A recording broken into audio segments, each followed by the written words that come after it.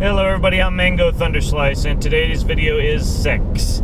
Examining the morality of human connection, abortion, and regeneration of the human species, right? Just some light topic. We're going to skip over many of the other things that are happening right now, right? The Trump tax nothing burger dropped by the New York Times, the impending debate, first presidential debate tonight, which is going to be probably pretty entertaining.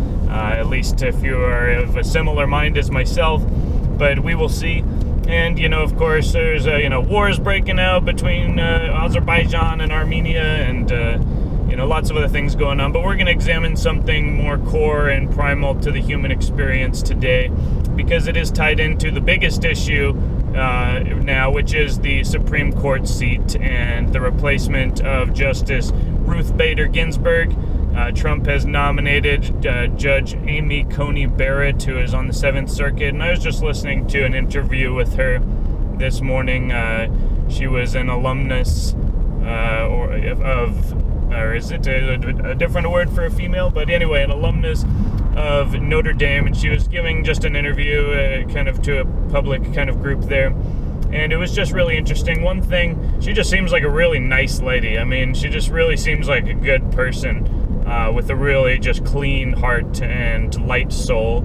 And, this is, again, the thing. It's like, I don't need to be the same type of religion as religious people. I don't need to believe all the, theological and religious things that they do to understand that there is a common morality that all true Christians share.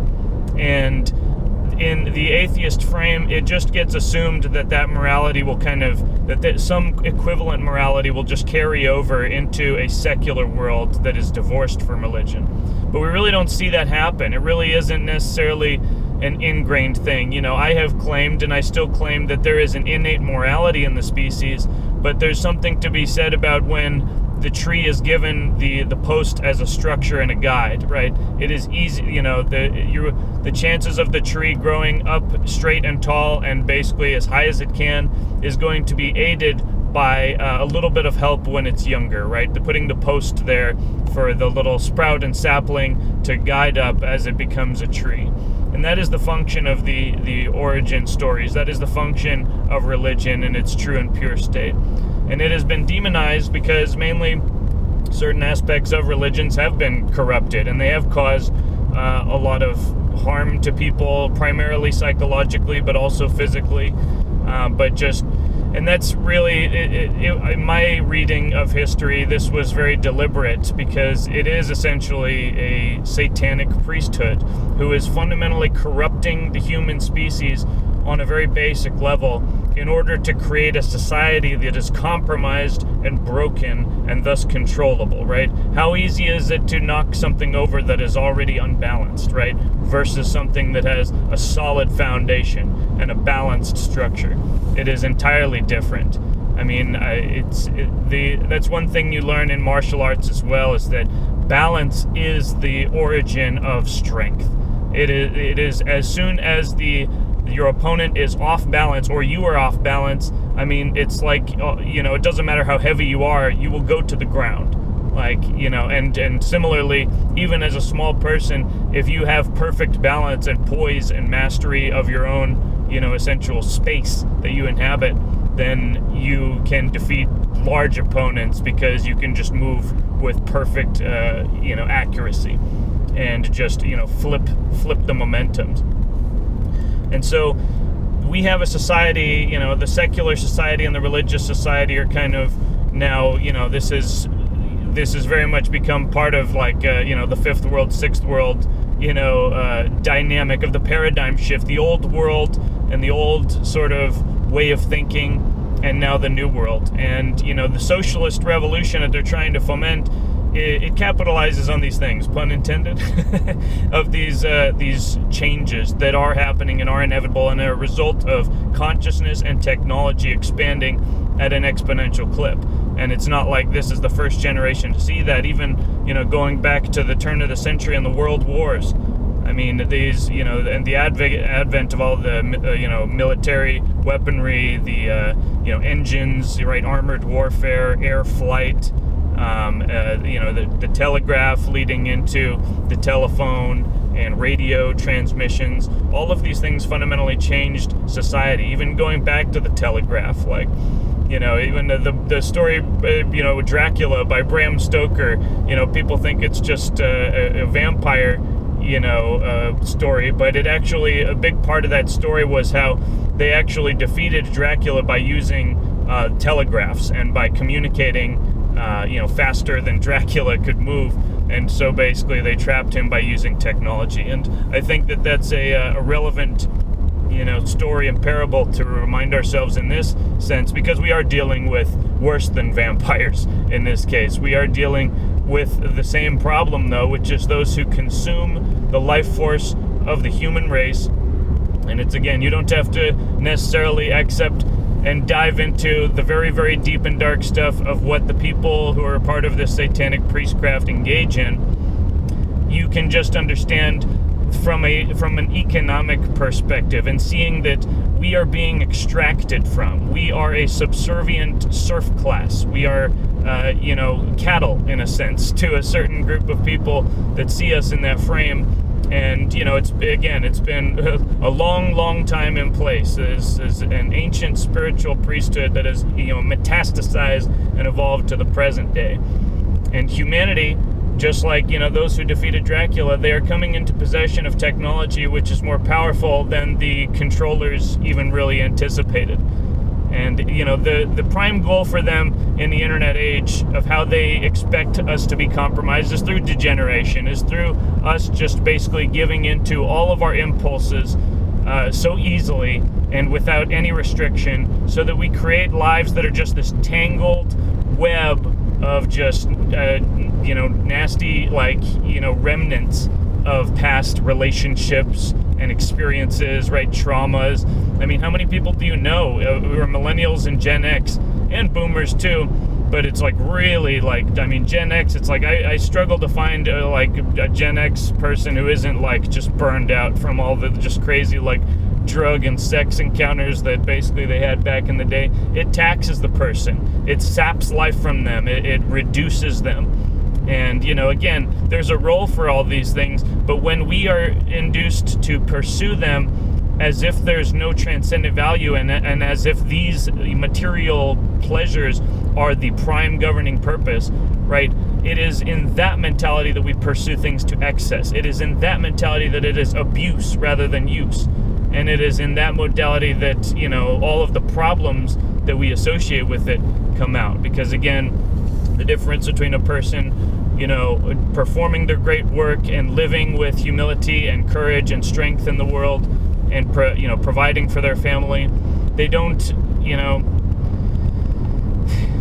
I guess I'm just wandering off. But the point is that there is a silent and immutable power in just that humility and that strength and that living life without just screaming at everyone and without just raging against everything around you.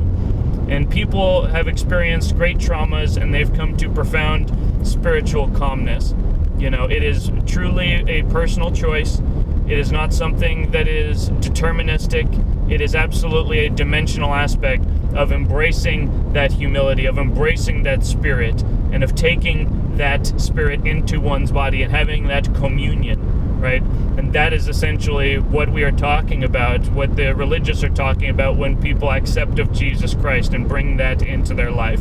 And the communion, right, the wafer, which, some say in ancient times was more of a psychedelic mushroom, but in any case, the body of Christ has been transubstantiated into the sacrament, right, which in the Catholic Church and, other churches is just this little wafer, and the wine as the blood of Christ, right? We have the fermented life force, we have essentially, the food of the earth, and regardless of whether or not you're on the mushroom or the wafer or, whatever side, people, religious people like to say that, they're against magic, and they're very offended by concepts of magic and think that is satanic.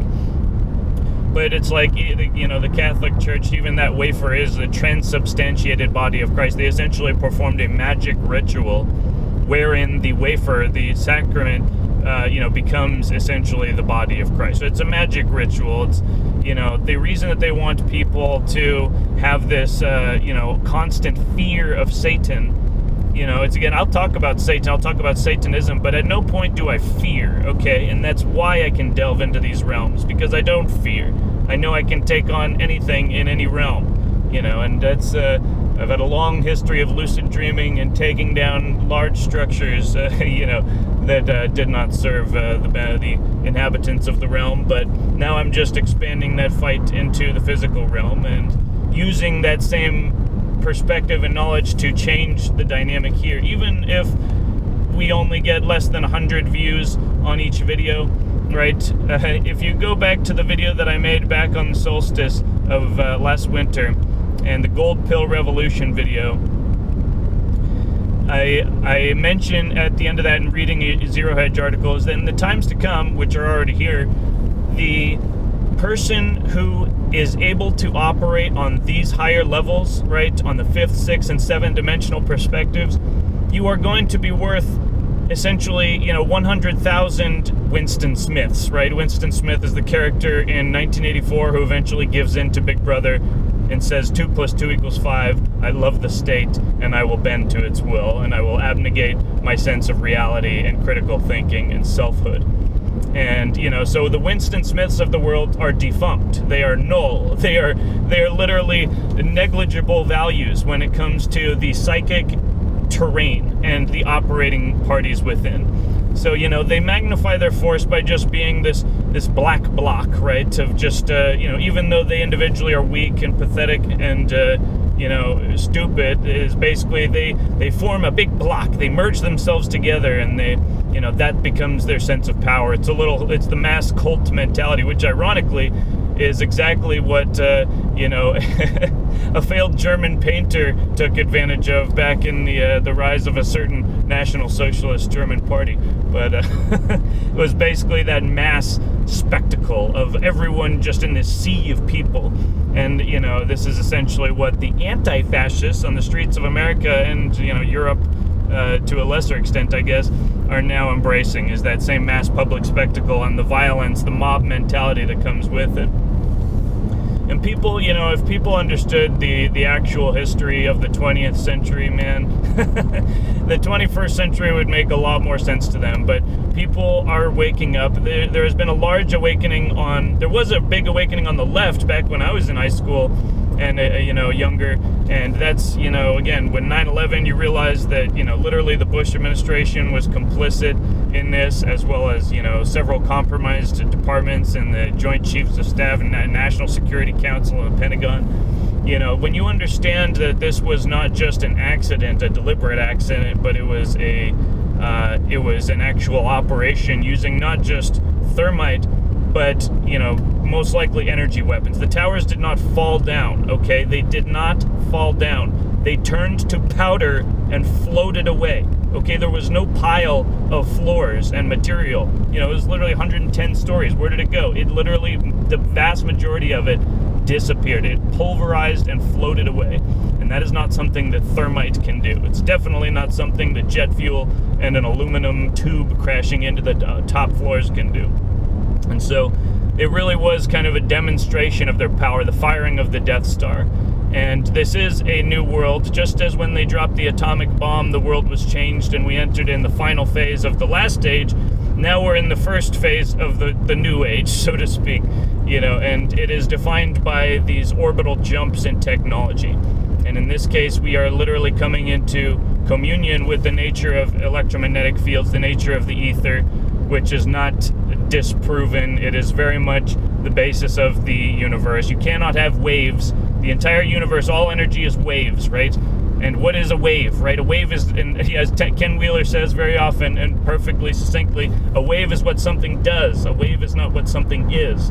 Okay, something is waving. My hand is waving. The water is waving on the sea. The waves of water are waves of water.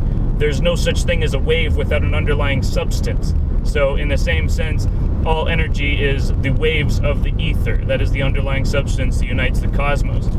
In seeing the universe as united, in a physical sense, We see the world as united in a moral and spiritual sense. We start to understand the physics of God, if you will.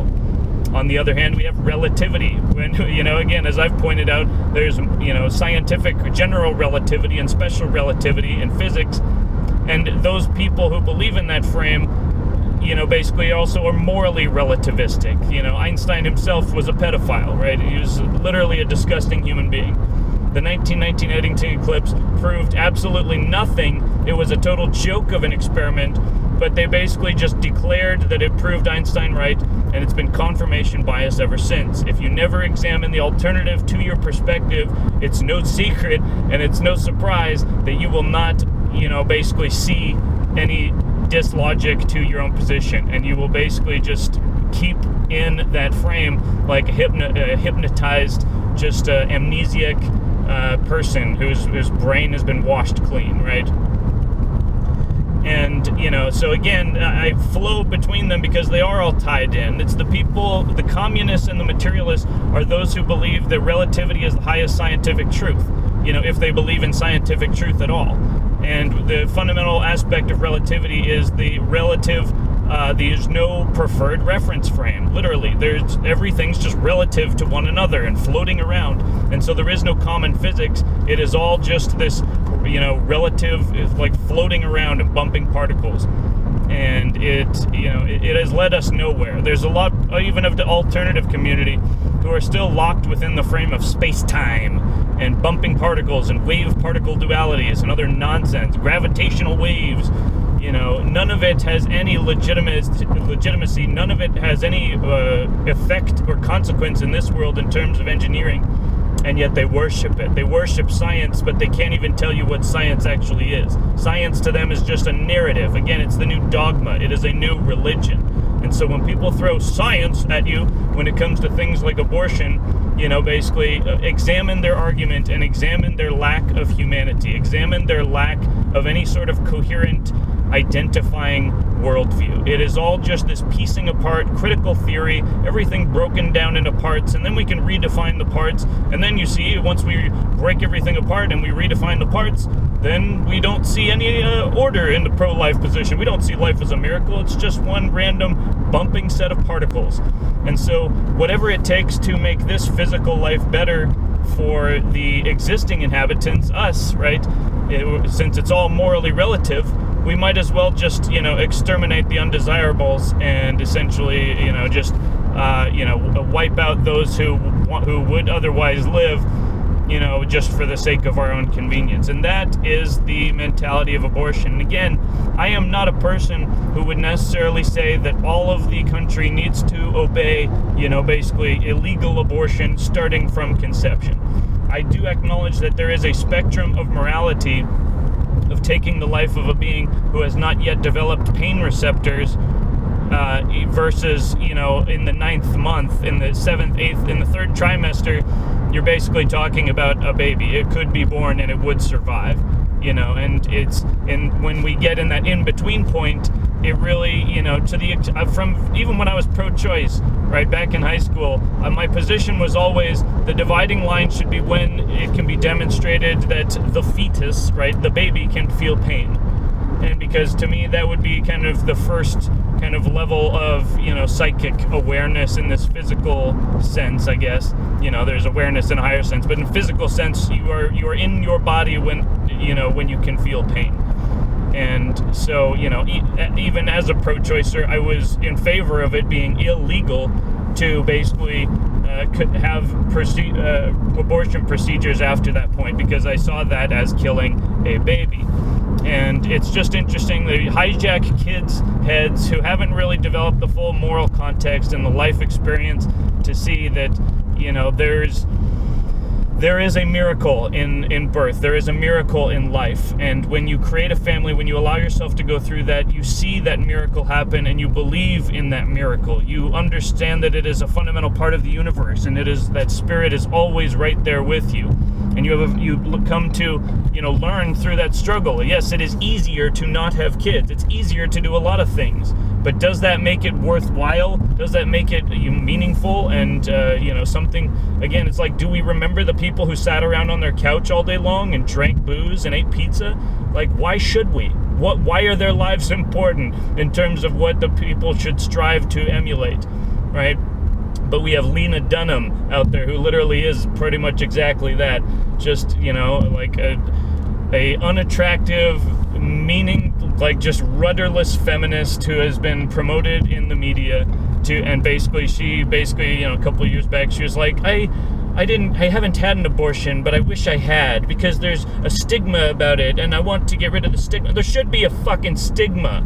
You're killing a baby, right? Even if you want to say that is moral because of the other contextual factors in one's life that makes it, it wasn't going to live a good life, it was going to ruin your life and your career as, a potential mother, all of those things are, yes, in play, but they don't necessarily negate the immorality of killing. They just contextualize. It's just like war. War doesn't make, killing moral.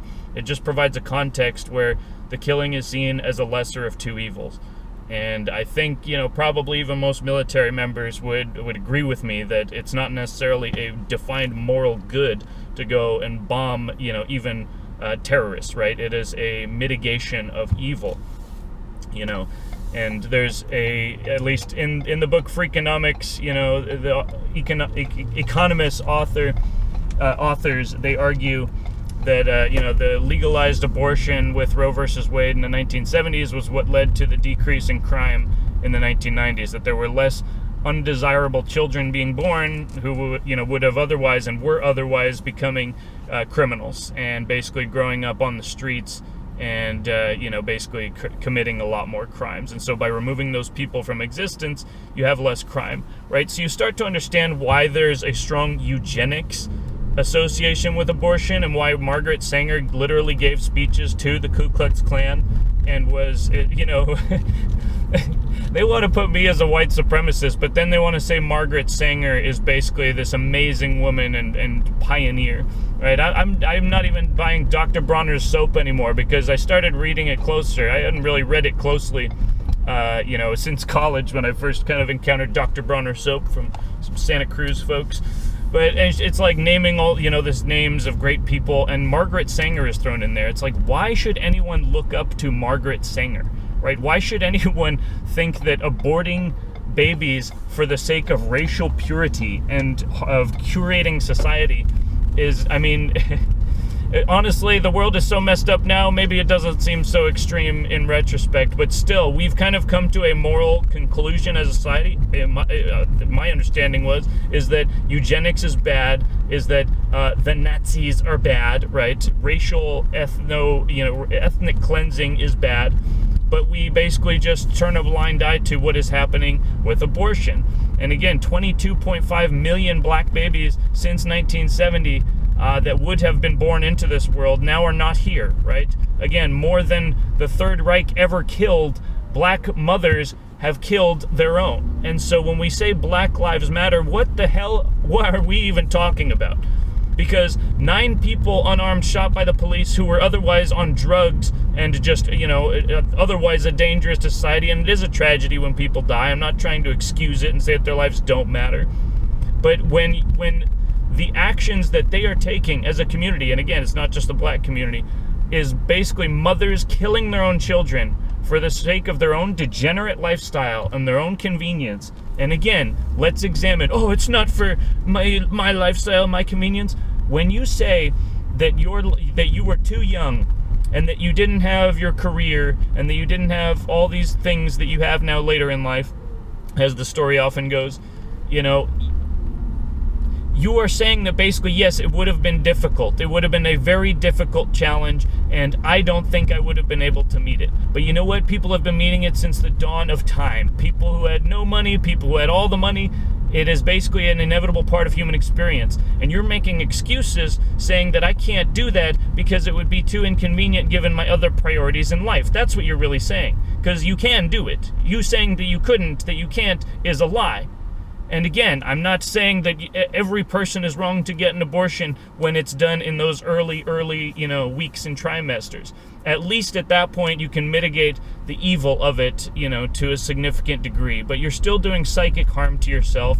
You're still denying the life of a being that would otherwise have come into this world, that you don't know what their life would have been. You can say, oh, it would have been bad, but you don't know that.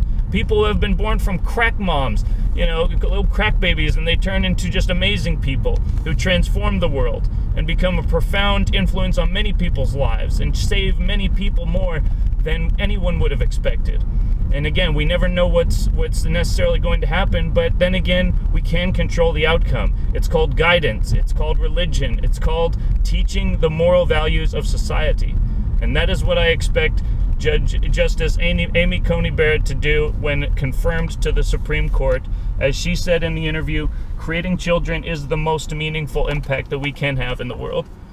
And, it's when we recognize that it's like, yes, your career is meaningful, but not really. I mean, again, like, my job, I love my job, but, it's meaningful to me, but not just because I like the job itself and the job is so amazing intrinsically. It's that it allows me to fulfill the will of God and fulfill my, the needs of my family. And that is a beautiful thing, that everything is in alignment, fractally and otherwise. And so I just wish people would place less emphasis on the value of the workplace and more emphasis on the value of human life, because it really is, it's the only true way to see priorities in the ancient world, in the present world. And it just bothers me a lot when I see people who cast it aside very willy-nilly. It is just very, very disturbing, and I would say satanic. And so when people in my family get upset with me for making a video about, Ruth Bader Ginsburg, and saying that, women are being encouraged to have abortions and they're being encouraged to lose the stigma, it is fucked up. It is satanic. It is the worldview of profoundly degenerate people who are traumatized and causing further trauma into the world deliberately, which is to say they are evil.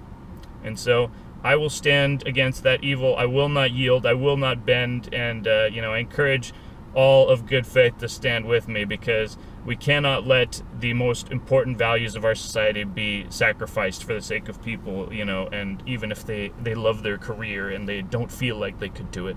Because, it is the most meaningful thing you can and will do, and Justice Amy Coney Barrett is a great example of that. A true, powerful, brilliant woman who I look forward to seeing on the Supreme Court. And that's my video today. Have a good one, guys. Peace.